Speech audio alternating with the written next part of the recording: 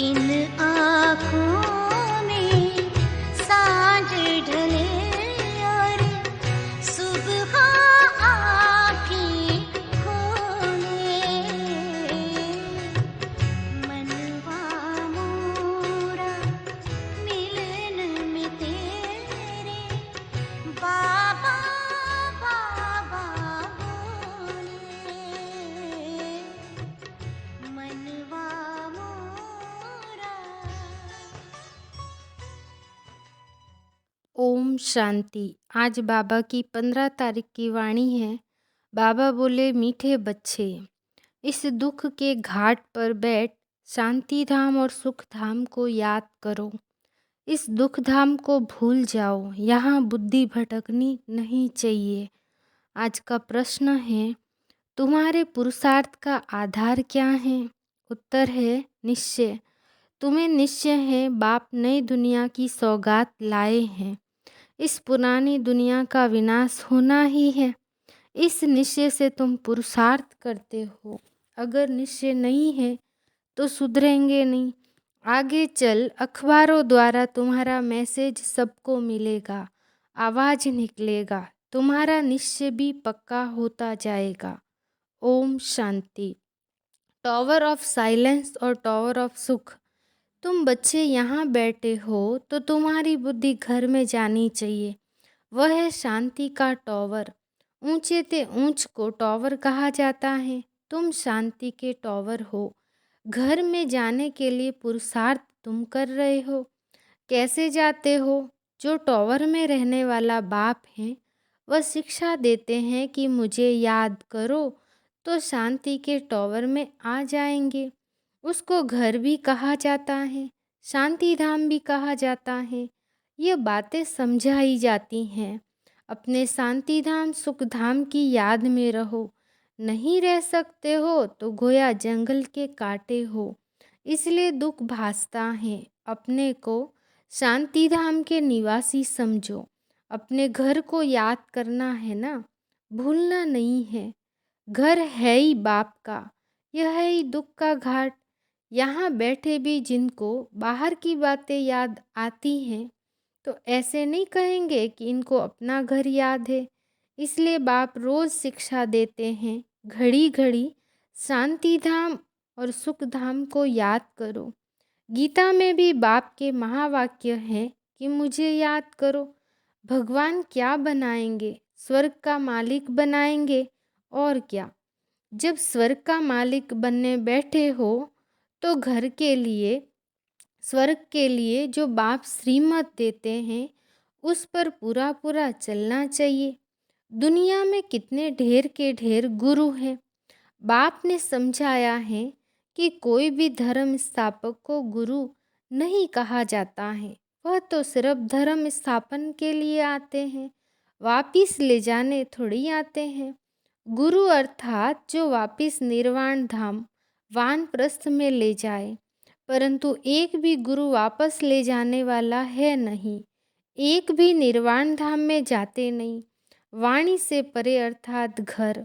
वानप्रस्थ का अर्थ न गुरु लोग जानते न फॉलोअर्स जानते। तो बच्चों को कितना समझाया जाता है। यह चित्र है सतयुग के और वह चित्र है त्रेता के। उन्हों को भगवान नहीं कहा जाता। लक्ष्मी नारायण को भी भगवान भगवती नहीं कहा जाता। आदि सनातन है देवी देवता धर्म। सिवाय देवी देवताओं के कोई भी स्थायी पवित्र होते नहीं। 21 जन्म पवित्र सिर्फ एक ही धर्म रहता है। फिर धीरे धीरे अवस्था कम होती जाती है।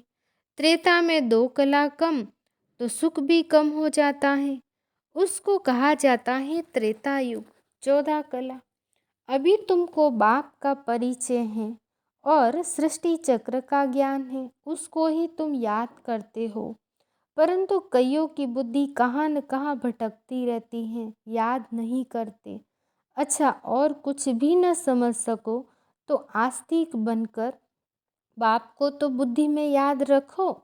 बाप और रचना के आदि मध्य अंत को तो जानते हो ना। उस झाड़ का आदि मध्य अंत नहीं कहा जाता। इस झाड़ का आदि मध्य अंत है, क्योंकि मध्य में रावण राज्य शुरू हो जाता है, कांटा बनना शुरू होता है, बगीचा जंगल बनना शुरू होता है। इस समय सारे झाड़ की जर्जरी भूत अवस्था हो गई है। सारा झाड़ सूख कर तमो प्रदान हो गया है। सारा सूखा हुआ झाड़ है, फिर कलम लगाना पड़े। इसका कलम लगता है, कलम न लगे तो प्रलय हो जाए। प्रलय अर्थात सारी जलमयी नहीं होती है, भारत रह जाता है, परंतु जलमयी नाम तो है ना। मीठे मीठे बच्चे जानते हैं कि चारों ओर ही जलमयी हो जाती है, भारत ही सिर्फ रहता है। जैसे बाढ़ आती है फिर उतरती भी है ना। कहते भी हैं बी के सारा दिन मौत ही मौत कहते रहते हैं, बस मौत आने वाला है। तो समझते हैं कि ये तो अशुभ बोलते हैं। बोलो नहीं, हम कोई विनाश थोड़ी करते हैं। हम तो कहते हैं पवित्रता सुख शांति का धर्म स्थापन हो रहा है। विनाश न हो तो शांति कैसे हो।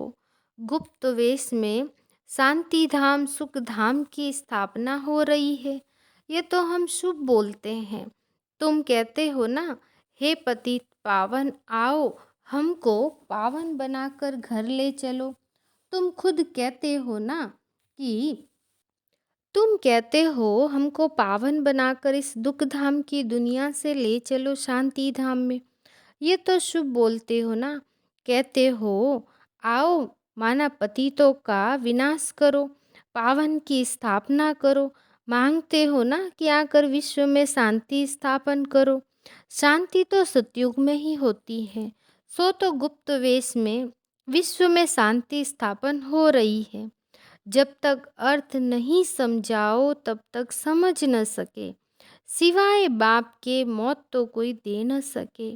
बाप को कालों का काल कहा जाता है, सबको मौत देते हैं। कितने ढेर के ढेर को मौत देते हैं। सतयुग में कितने थोड़े मनुष्य हैं, बाकी सबको मौत मिल जाता है। बुलाते ही हो कि पावन दुनिया में ले चलो, तो पावन दुनिया जरूर नई होगी, ये थोड़ी होगी।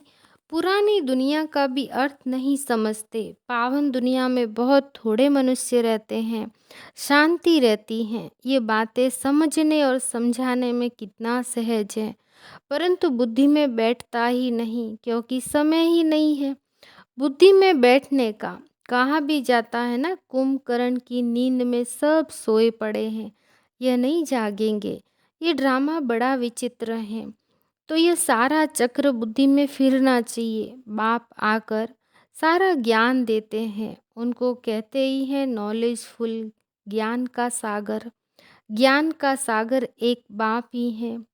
तुम जानते हो पानी के सागर कितने हैं, जितने नाम हैं उतने सागर हैं, वह सागर एक ही है। ये तो अलग अलग पार्टीशन कर नाम रख दिए हैं। बाहर सागर तो एक ही है ना। वास्को डिगामा भी सारा चक्र लगाए फिर वहाँ ही आकर खड़ा हो गया, तो सागर एक ही है। बीच बीच में टुकड़ा टुकड़ा कर अलग अलग बना दिया है। धरनी तो सारी एक ही है, परंतु टुकड़ा टुकड़ा हुई पड़ी है। तुम्हारा राज्य होता है तो धरनी भी एक ही होती है, राज्य भी एक ही होता है। नो टुकड़ा टुकड़ा। बाप आकर राज्य देते हैं, सारे सागर पर, सारी धरनी पर, सारे आसमान पर तुम्हारा राज्य होता है। मुक्ति में तो सब जाएंगे, बाकी जीवन मुक्ति में जाना कोई मासी का घर थोड़े ही है। मुक्ति में जाना तो कॉमन है, सब वापिस लौटेंगे। जहाँ से आए हैं फिर वहाँ जाएंगे जरूर, बाकी नई दुनिया में सब थोड़ी आएंगे। तुम्हारा ही राज्य है। कोई कोई तो इतना देरी से आते हैं, जो पुरानी दुनिया शुरू होने से थोड़ा ही पहले, यानी 200-400 वर्ष पहले आते हैं। वह क्या हुआ, जो अच्छी रीति नहीं पढ़ेंगे तो त्रेता में भी पिछाड़ी का थोड़ा समय रहेंगे। 16 कला तो कभी बन न सके। 14 कला के भी पिछाड़ी में आएंगे, उनको सामने दुख की दुनिया देखने में आएगी, कांटों की दुनिया के नज़दीक आ जाएंगे। वहाँ को ये मालूम नहीं पड़ता है। सारी नॉलेज अभी है जो बुद्धि में धारण करनी होती है। इस समय मनुष्यों के पास पैसे देखो कितने होंगे, कितने महल बनते रहते हैं, कितनी ऊंची ऊंची माड़ियाँ मंजिलें बनाते रहते हैं। समझते हैं सतयुग से भी भारत अभी ऊंच है, अभी ही 18-20 मंजिल बनाते रहते हैं, तो अंत में कितनी मंजिल वाले बनाएंगे। सतयुग त्रेता में तो ये माड़ियाँ फ्लोर मंजिल आदि होती नहीं, द्वापर में भी नहीं होती। ये तो कलयुग में जब आकर बहुत मनुष्य होते हैं तो 2 मंजिल 10 मंजिल बढ़ाते जाते हैं, क्योंकि मनुष्य बढ़ते जाते हैं तो वह जाए कहाँ, धंधा धूरी बहुत है, तो बड़े बड़े मकान भी बनाते रहते हैं शोभा के लिए। जंगल से मंगल होता जाता है, कितने अच्छे अच्छे मकान बनते रहते, जमीन लेते रहते हैं ना। बॉम्बे पहले क्या थी, 80-90 वर्ष में देखो क्या हो गई। पहले तो कितने थोड़े मनुष्य थे, अभी तो देखो कितने मनुष्य हो गए। समुद्र को सुखाया है, अभी तो देखो समुद्र को कितना सुखाया है। पानी जैसे कमती होता जाता है, मनुष्य वृद्धि का पाते जाते तो पानी कहाँ से आएगा।